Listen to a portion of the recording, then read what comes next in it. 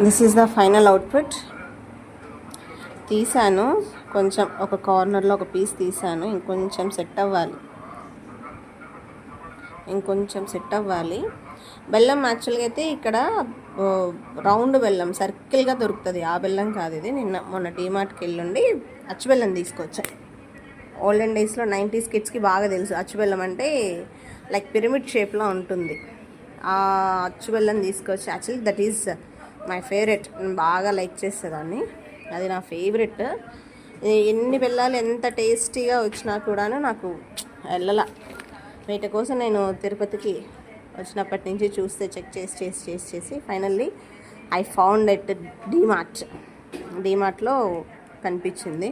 So ఎక్కడికి వెళ్ళినా నాకు ఈ అచ్చుబెల్లం కనిపిస్తే మాత్రం ఖచ్చితంగా అది కాస్ట్ నేను చూడను ఫస్ట్ దాన్ని. యాక్చువల్గా అయితే నేను ఏం చూసినా ఫస్ట్ కాస్ట్ చూస్తాను, ఎంత ఉంది, మనం బేర్ చేయగలుగుతామా, మనకు అఫోర్డబులా కాదా అని. అది నాకు ఇందులో ఏదైనా నాకు ఫేవరెట్ అంటే అందులో నేను అఫోర్డ్ చేయగలుగుతానా లేదా అనేది మాత్రం కొనేస్తాను. బట్ దాన్ని మాత్రం వేస్ట్ చేయను. ఇది కూడా అంతే, అచ్చుబెల్లం తీసుకువచ్చాను, పప్పు చెక్క చేశాను, పల్లీ చెక్కి టేస్ట్ చేశారు, సూపర్గా ఉంది. Once you also taste it. మా వాడికి taste it all of you. మీరు కూడా తినేసేయండి. మై పప్పు చెక్క, పల్లీ చెక్క చూడండి.